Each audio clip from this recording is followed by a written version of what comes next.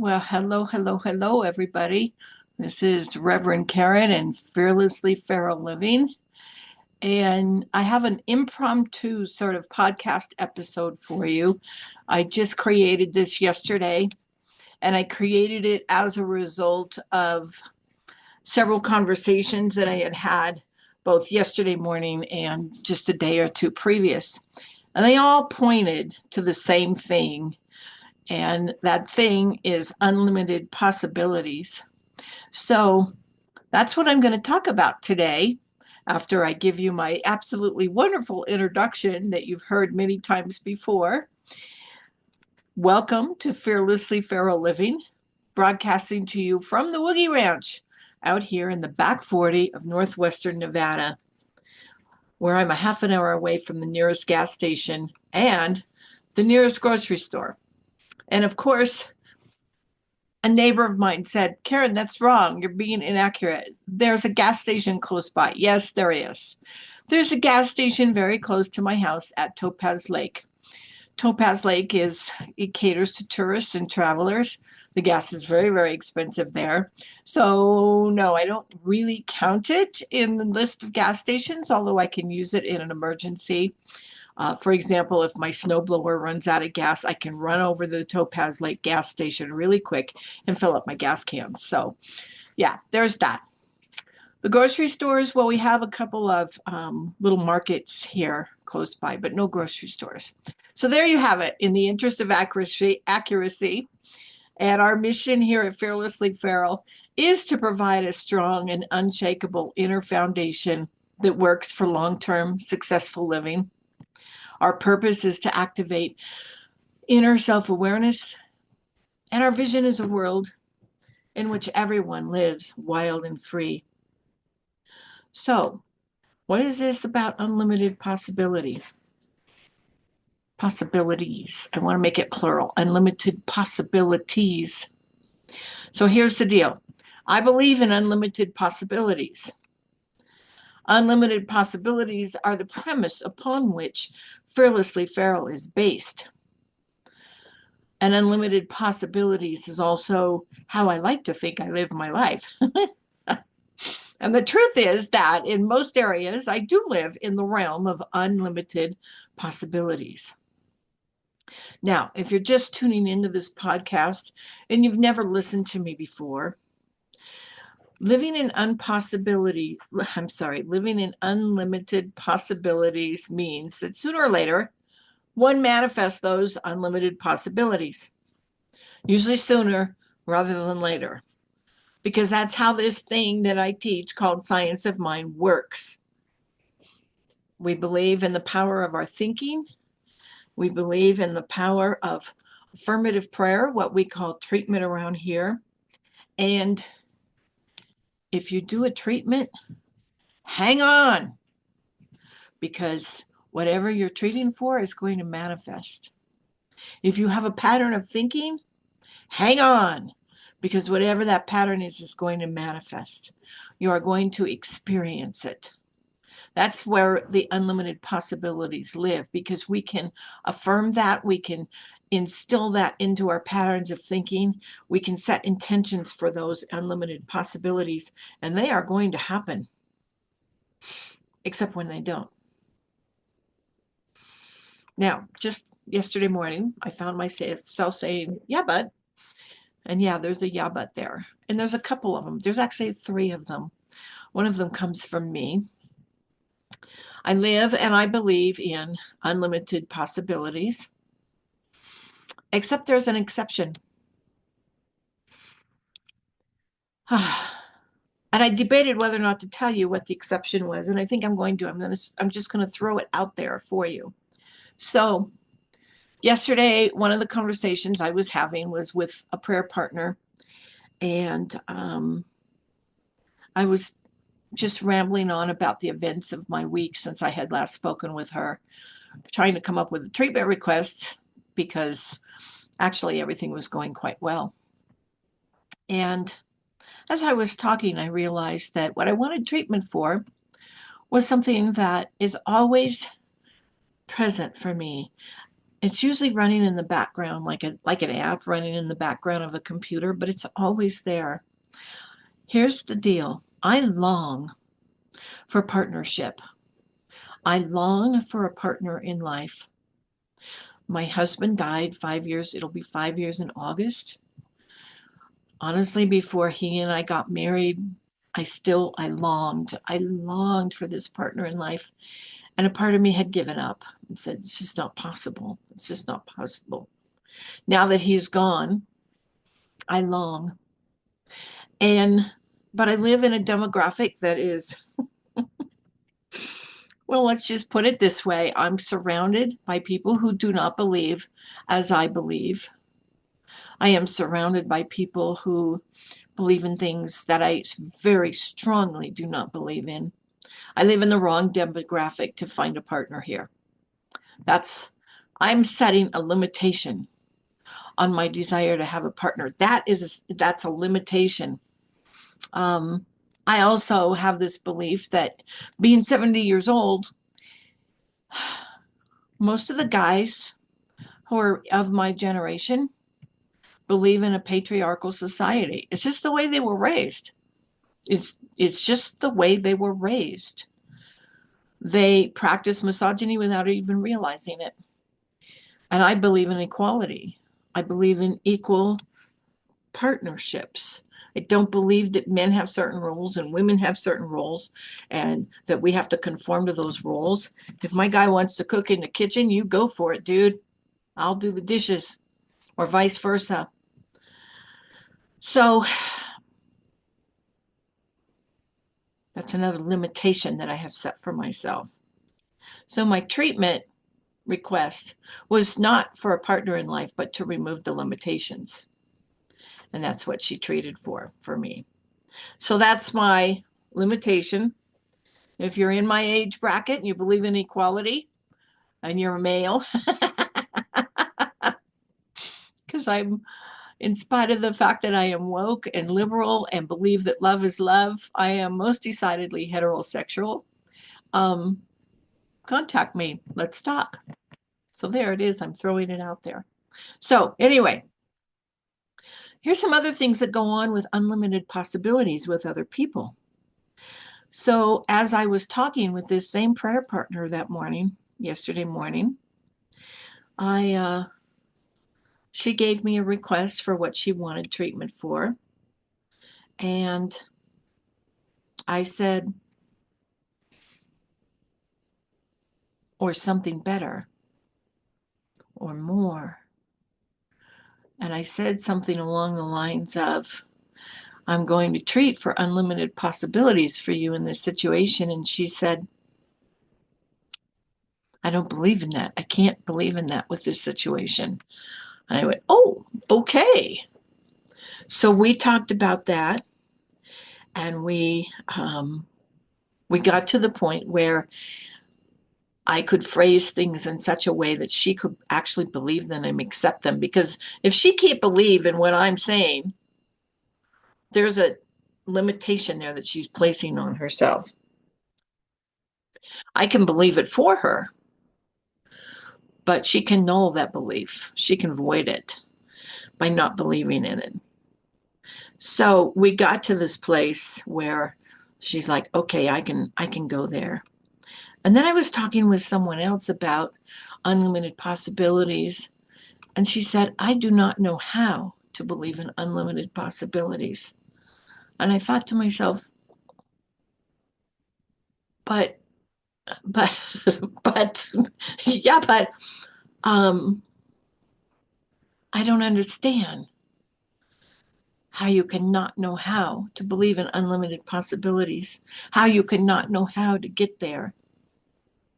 So here I was thinking about all this stuff and realizing that there's a lot of folks, including me, who set our own limitations for us in our life. And if it was there for me and it was there for the other 3 people that I spoke with this last week, then it might be there for you too. So I decided to do a podcast about it. And Ernest Holmes speaks to this. in the Science of Mind textbook, there's a section there. First of all, there's a chapter called The Power of Thought. So you go to our main textbook, the book that Ernest Holmes, our founder, wrote, that is the core of our teaching. And there's a chapter in there called The Power of Thought. And in that chapter is a section titled, We Set Our Own Limitations.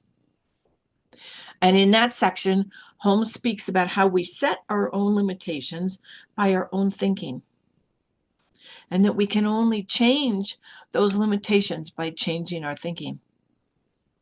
And then he gives an example. He talks about how the prodigal son in the Bible was always a prodigal son until he made the decision that he was no longer the prodigal son. And then what happened after that? He was welcomed home with open arms and abundance. But he changed his thinking. He made the decision. So that's a clue. That's a hint. If we are experiencing limitation in our life, we have to change our thinking. We just do. So there's one thing to do.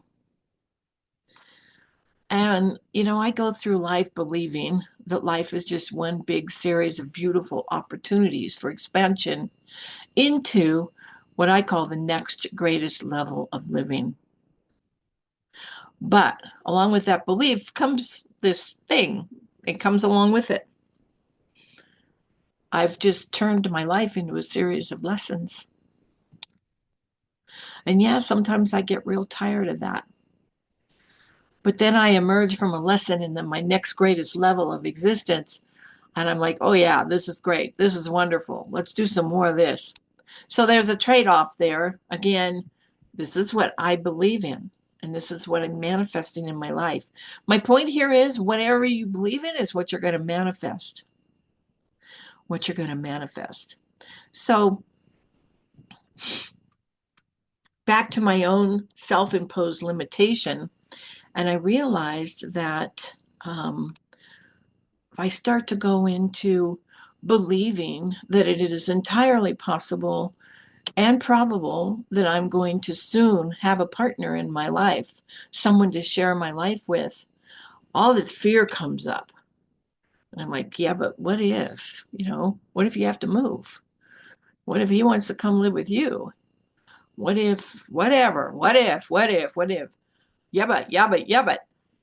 I start, all those fearful things come up, and I start second guessing and once again limiting myself.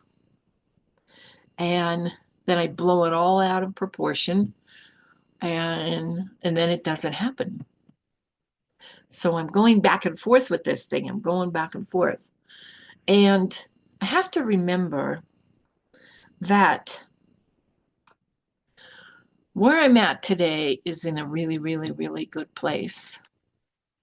And there have been times in my life when I purposely changed my thinking to get rid of limitations, where I purposely and wholeheartedly went into the land of unlimited possibilities with full recognition of everything that came along with that, and joyously accepted the whole assignment. And I never did limit myself in those areas. And that's how we do this thing. Sometimes we don't limit ourselves. Sometimes we live in a full, beautiful life that is so unlimited and so full of abundance that I don't know about you, but I look at my life sometimes and I'm like, wow, this is really cool. The way things turned out. This is really cool. And I tend to think in black and white. So, then I'm asking myself, well, do I believe in unlimited possibilities or don't I? Well, I do, except when I don't. Oh, my goodness. So off we go with this. Off we go. And, some people, when they're presented with evidence that they are limiting their life, They're not even willing or able to contemplate that they could live it any other way. And some other folks are not even willing to contemplate that they could learn how to live in the land of unlimited possibilities. So I want to give you a couple more tidbits about how to do that if you're interested. Now, you may not be interested. You might be perfectly happy hanging out where you're at now. But if you're experiencing an area of your life where you're just, where you've given up, or where you want something so bad and it's just not happening, you might want to think about what I'm going to present to you here. So I'm going to go back to the land and the time of our ancestors real briefly. Now, our ancestors, before religion came in and stirred everything up, our ancestors used to worship different gods. And they knew there was a god of the sun and a god of the moon. And they knew the god of the sun was very, very, very powerful, the most powerful god of all. The god of the moon wasn't quite as powerful. Guess which one they worshipped?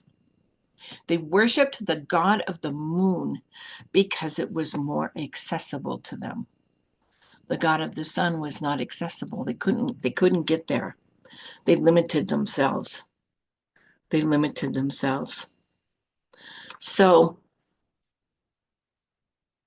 and I'm thinking about limited possibilities and unlimited possibilities. And, I'm offering a class that begins on Tuesday. You can still sign up for it.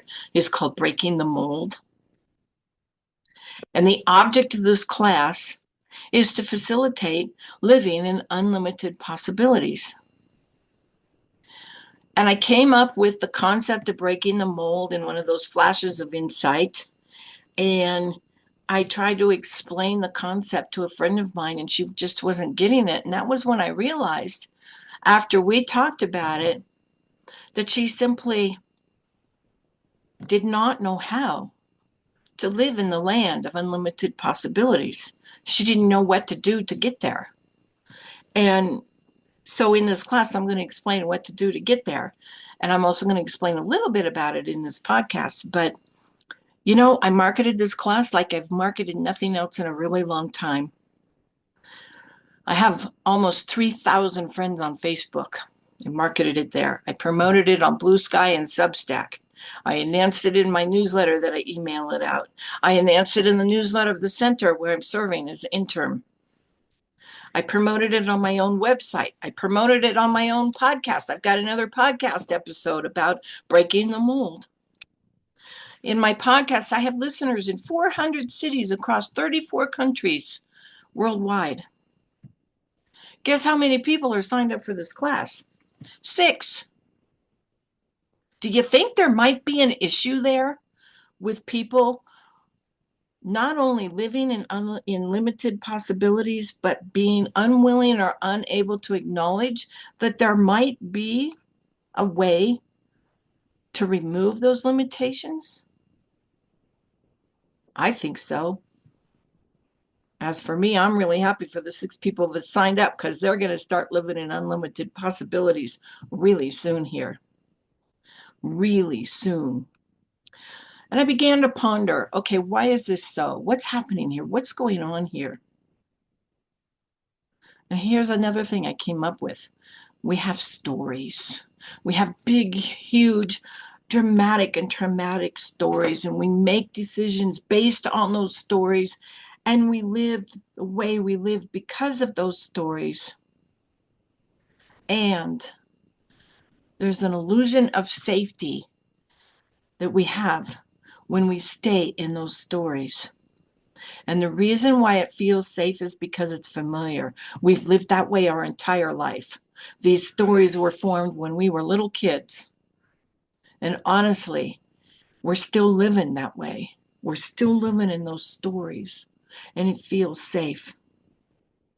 But it's the feeling of safety that it's the same thing that makes abused people stay with their abuser, because the thought of leaving them and going into the unknown is more frightening than the thought of staying and getting continuously abused, even if it ends up with them being killed. It's that insidious. So here I am over here as a minister. Afflicting the comfortable is what some of us like to say. And so far, 6 people are willing to be afflicted with this concept of living in unlimited possibilities. And I was reminded of this movie. It's called Raiders of the Lost Ark. And the main character in the movie is Indiana Jones. And he's off on this adventure to find the lost ark, I guess. And in this movie, he encounters a deep, almost bottomless gully.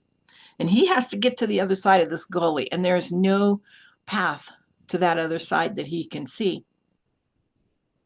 Until, he ponders it for a while and he figures out there is a path. He just needs to have faith in order to be able to see it.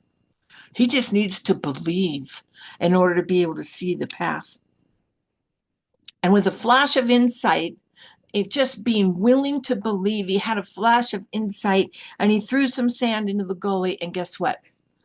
The sand didn't fall to the gully because there was a pathway there that got illuminated when the sand fell on it. The path became, quote unquote, magically visible just by being willing to believe. That's how we can move into the land of unlimited possibilities. We have to be willing to believe that it's possible. Just be willing. That's all. So we've got to change our thinking.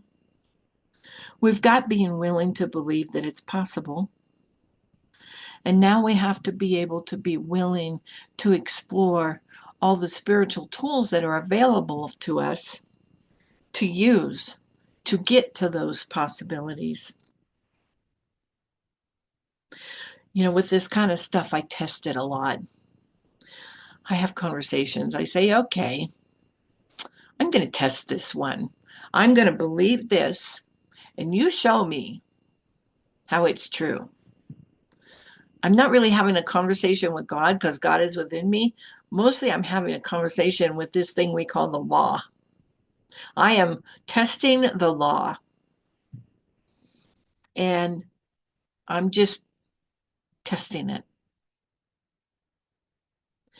And then once I start to believe a little bit, once I start to be willing to believe even more, then we have this beautiful thing here called the creative process. And it has a whole bunch of stuff to do with thoughts and law and manifestation. And the metaphorical example we use for that is seed soil plant. We take the seeds, we nourish the soil, we plant the seed in the soil, and we get the plant. The seeds are our thoughts. And I like to play this little game with this creative process called what if. So if I get to a place where I'm able to even become willing to change my thinking, and I get to a place where I'm willing to believe that it is possible to live in the land of unlimited possibilities by changing my thinking and having some faith, then I move into that creative process and I play a little game called What If? And I ask myself, what if? So what if Mr. Right Now shows up in my life? What if Mr. Right Forever shows up in my life? What if? And I begin to visualize and envision and feel what it would be like to have a partner. And I play with this thing. I play with where we are living. I play with it, with what it's like on a daily basis. I play with what he looks like. I play with all of it. And I just start, I start with a simple vision and then I start to populate it. And I remove all the limitations and I just play with it. And then I imagine how that feels. If it were to come true, how would it feel? And you know what? That feeling there, that's where the stuff is. That's where the power is. Because if you can feel it in a vision, if you can feel it in your imagination, then it is possible. And you can recreate that feeling whenever you want. And every time you recreate that feeling, you cement that intention. And every time you recreate that feeling, you grow ever closer to living in the land of unlimited possibilities. We'd be able to come to the point where we can step out in faith. We can step out in faith. So I feel like this podcast's been a little scattered. I wrote it just yesterday and I did tweak it a little bit. I hope you get something out of this. But I want to go back to that quote in the Science of Mind textbook, that section where Ernest Holmes talks about how we can live in the land of unlimited possibilities by changing our thinking. And he says this, and this is all in caps. Now, in this textbook, when something is all in caps, it means it's really important. So here's what he says. Daily, we must control all thought that denies the real. Affirm the divine presence within us.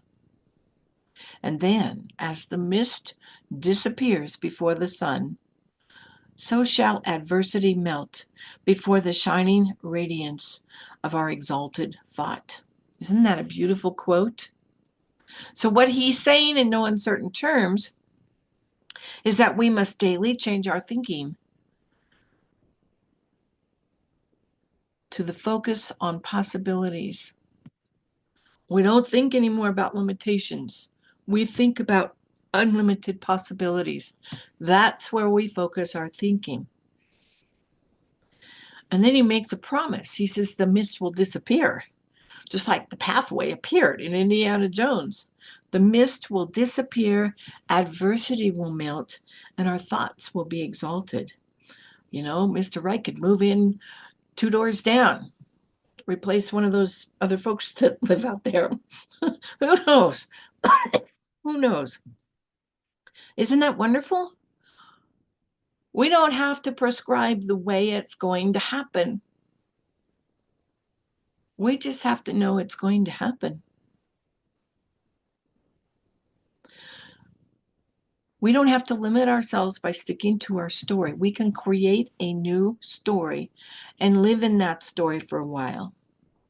So that's what I encourage you to do. If you're living in a story, an old story from something that happened in your childhood, I don't care how dramatic or traumatic it was. I've got the drama and the trauma too. We don't have to live there anymore. We can move out of that. We can create a new story just by playing the what if game. Create a new story and live there for a while and just try it. I want to know what happens when you try that. I really do. I want to know what happens when you change your thinking. I want to know what happens when you change the focus of your thinking. I want to know what results for you, what manifests for you in terms of living in the land of unlimited possibilities. Please keep me posted. And so that's my message for this particular episode. And I thank you very much for listening and for your support. I am knowing Fearlessly Feral Living for me and for you. And a reminder that Fearlessly Feral Living is a focus ministry of Centers for Spiritual Living, which means that your financial support is fully tax deductible. You can support the podcast with even a $3 a month donation. Every little bit helps. You can do a one-time donation by going to our PayPal page. And all these links and more information are on our website at fearlesslyferal.org. That's fearlesslyferal.org. And until then, yes, thank you so much for listening. And I am knowing Fearlessly Feral Living for you and for me.